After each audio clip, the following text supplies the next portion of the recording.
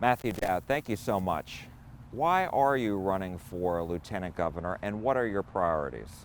So I love this state. I love Texas, but I hate our politics. And I want to end the harm that's being done to Texas families and get us back on a path where we're shooting for higher ability to do a lot of things in the state: infrastructure, healthcare, education. But it's really to end the harm that I think the GOP politicians have done to the state. So as you know, the race has now grown. State Representative Michelle Beckley has now joined. Mike Collier, who ran in 2018, has joined. And so my question to you is, how do you convince Democrats that you are the best candidate to go up against, presumably, Lieutenant Governor Dan Patrick? So, in my view, first, I'm not going to, I've said this at every single gathering I've had, is I'm not going to attack any Democratic opponent I have. I'm not going to go negative on any Democratic opponent. My view is, my whole race is about removing Dan Patrick and the harm he's done to the state and reestablish some common sense and common decency in behalf of the common good of Texas. And so that's my first. I'm not going to go negative on them. I think I only ask Democratic voters for them to decide two things: who shares their values, who's aligned with them on their basic values in this state, and who can win. And I'm willing to let them watch me, what I say, what I do as I campaign across the state, for them to make those two decisions. Do I share their values? And who can be the best candidate to beat Dan Patrick? And that ought to be the two questions every Democrat asks themselves. How do you separate yourself, though? I understand you're not going to attack the other Democrats, but how do you separate yourself? Well, I think that's actually up to the voters to look at each of us. Right now there's three candidates. To look at each of us, how we conduct our campaigns, what do we say, where are we on certain issues. I think the three of us are probably on 95% of the issues in the same place of this. There may be some differences that get enunciated in the course of this campaign, but I really think as Democrats watch this race, I think who can get attention, who can motivate people to vote, but really who can beat Dan Patrick, because Democratic nominations and primaries, all primaries about electing the person or nominating the person that can win. And that's really fundamentally what it's about. Once you've established we all three have similar values, I want voters to watch me and they can see I'm willing and can take the fight to Dan Patrick and win this race. What do you say to, I talked to several grassroots Democrats about this race and about just the overall, what they want to see in a candidate. And those I've spoken with say they want to see a Democrat who's been in the trenches fighting for a long time. You're new to the Texas Democratic Party, I believe. And so what do you say to that? How do you convince those voters? Well, I would say first, I have been in the trenches helping Democrats win races in Texas long before any of the other candidates. So I helped elect the last Democrat lieutenant governor of Texas, Bob Bullock. I ran his campaign in '90. I ran his campaign in '94. I helped elect Ann Richards in 1990 in this state. I've worked for Democrats most of my life. I worked for George W. Bush in 2000 and 2004, but I broke with him publicly in 2007 and left the Republican Party. So I would put up my background in helping elect Democrats in this state. It may not have been 4 years ago or 6 years ago, but it's actually the last time Democrats won the statewide offices in this state. And so I would actually ask them to say which candidates have actually proven that they can elect people statewide here, because we haven't, as Democrats, won a statewide race in nearly 24 years. So you mentioned before infrastructure, and I'm wondering what would you be doing if you were elected? I mean, talk to me about infrastructure. Talk to me about some of your other concrete plans that you have. Sure. So the first thing, if I'm elected lieutenant governor, I would do three things first, which is first, stop the bad. If we can just stop the bad from happening, the legislation that's been pushed by Dan Patrick that has been harmful to Texans, just stop doing bad. It's like the Hippocratic oath of doctors: do no harm. So let's start with do no harm. Second is, I would roll back three things that was done immediately. First is what they did on taking away a woman's freedom to decide, her ability to make a choice in one of the hardest moments in her life. What Texas did is they didn't allow women who are rape, incest, or even the life of the mother. They took away all those exemptions. So push that back to a reasonable, common sense way that we understand Roe versus Wade. Two, what they did on guns. In a state that has more gun deaths in any other state in the union, more mass shootings in the last 10 years than any other state in the union, they made it easier for gun violence to occur by allowing people to openly carry handguns without a permit or training. I would push that back and try to get rid of that.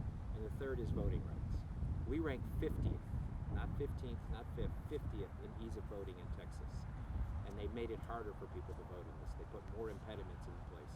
My view is that it's the only way, voting is the only way average people can hold their politicians accountable. So I would undo that was done and make it easier for people to vote and hold politicians accountable. And then looking forward, we have to fix the grid. They didn't do anything. I lost power and water myself for 8 days. 700 people died in the state. Millions were without power and water.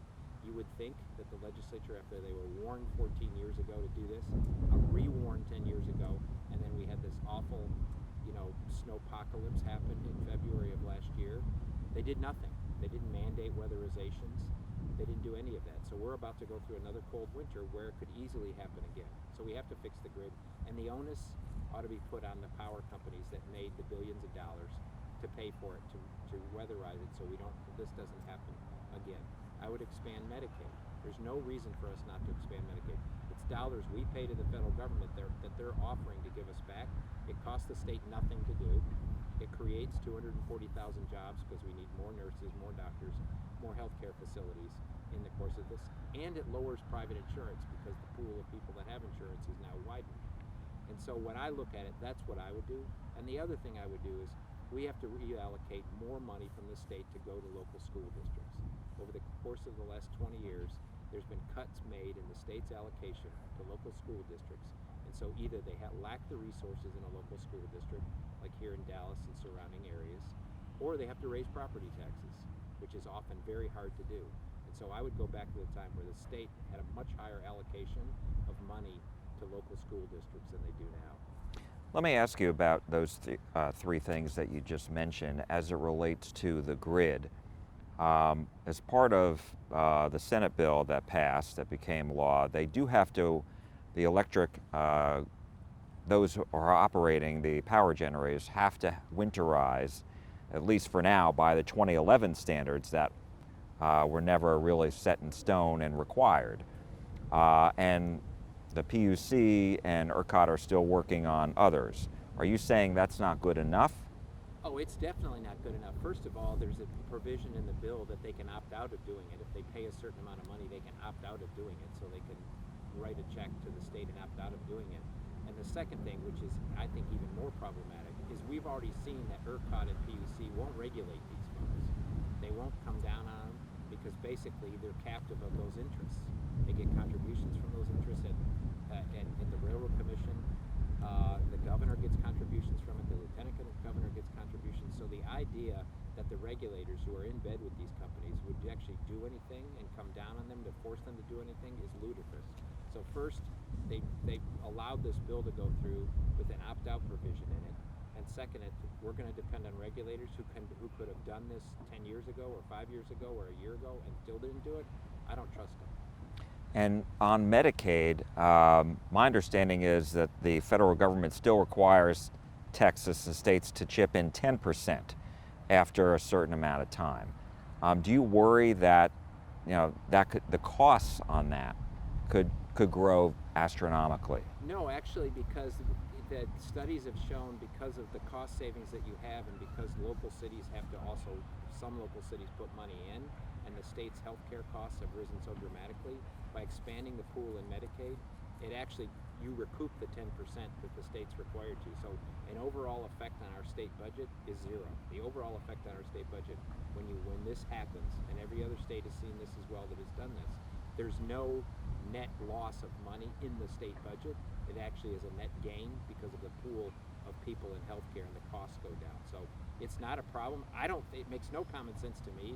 If it creates jobs, it doesn't cost any money, and more than 1 million people would be covered that don't have health insurance today. It seems like just a slam dunk that you would do it, but for some reason, and I think it's just abject cruelty, why they don't do it. It's not a financial decision. It's an ideological thing that they've somehow ended up on, but it makes no financial or common sense. And I did want to ask you about education, which you discussed before. In 2019, the legislature did pass a law, and they added a lot of money back into schools.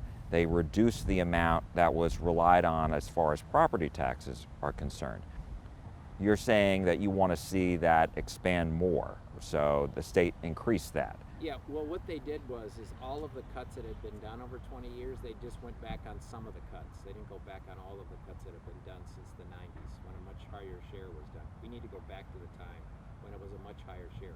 Just saying that we're going to take one cut away when you've done 7 cuts still leaves 6 cuts in the education budget that we have here. And I would ask anybody that's watching this and listening to this, ask themselves if their property taxes have fallen anytime recently.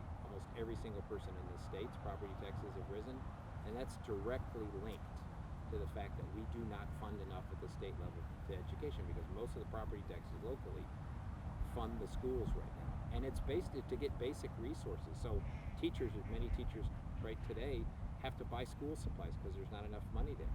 We need a higher teacher pay in here, and all of that can be solved if we go back to a time when the state put a much higher share of the budget of school districts in the pot. And let me ask you about the border. What do you make of the situation there and the fact that Texas is spending billions more now to address it? So it's a mess. There's no question it's a mess, but the reason it's a mess is because the immigration system is completely broken. And it's been broken for 2.5 decades, and nobody has fixed it. And I would right now put the responsibility on our governor, on our lieutenant governor, and our 2 United States senators. Obviously, it's an issue that's going to have to be resolved federally, but those 4 leaders have done nothing to fix it, to fix a broken immigration system. People that come over here have no idea what the process is. There's no predictability to it. Many of them have to hire lawyers to get around the system or go through the system, and so they're left with, if they're sitting at the border for months and months and months, because they don't have a system that they understand or can count on, or is actually logical in who people are let in, whether we need them for jobs here because our economy does need people for our jobs here. There's no predictability or responsibility of the system. Both parties have not solved this issue, but I don't think that just because the governor and lieutenant governor show up at a photo op on the border with a wall that does no good, doesn't stop anybody, it doesn't prevent anything. With the system, we're watching what's going on. They're spending all of this money that, in my view, can be spent on other things. But the governor and lieutenant governor and our 2 U.S. senators ought to step up and say, what are they going to do to solve the immigration problem? What about President Biden? Does he bear any responsibility for the situation? Yeah, President Biden bears responsibility, President Trump bears responsibility, President Bush bears responsibility, President Obama bears responsibility. This is a problem that's been 2.5 decades in the making. They all bear responsibility for it. But we have leaders right now of this state that are the incumbent leaders of this state that should actually come to the table and present their solutions to the immigration problem. And a solution isn't a photo op with a Black Hawk helicopter and a bunch of Humvees. That's not a solution. The solution is, how are you going to solve a broken immigration system? 2 other questions, and I appreciate your time. Where are you on vaccine mandates? I'm a believer in the common good, that we're a system of government, our Constitution, that has both personal freedom and the common good, but our personal freedom stops at arm's length when what we do or not do could harm other people. We've done a lot of things. You can't scream, fire in a crowded theater. There's drunk driving laws. People don't have the personal freedom to drive drunk because it endangers other people. I think vaccine mandates in the middle of a pandemic are absolutely necessary and should be in play. And most people, most businesses agree with that. The problem that we have is our elected officials, Dan Patrick and the governor, have mandated no mandates. So cities and counties like Dallas, Houston, San Antonio, Austin, Fort Worth have been forbidden to actually do things to protect their own citizens. So when it comes to the common good in the midst of a pandemic, absolutely we ought to have vaccine mandates. And my last question to you is, you mentioned a lot of the things that you would like to undo. You mentioned a lot of the things that you would like to do. How do you plan to actually achieve that when you've got a Republican majority in the Senate? That's a great question, Jack. To me, what the biggest problem that we have is the state Senate as we know it and as I knew it, it's how it used to function, is broken, is gone. There's no longer 31 state senators. There's basically one person, and it's the dictator, Dan Patrick, who decides what he wants and pushes it through, threatens members, pushes Republicans to go way far to the right. And we have to get back to the time when a state Senate was collaborative and there was consensus building. I've worked with Republicans, I've worked with Democrats. I think there's a number of reasonable Republicans, if I was the democratically elected lieutenant governor, who are willing to sit down and come up with policies that help all Texans. But I would ask, if I brought them together, they'd have to agree to three things.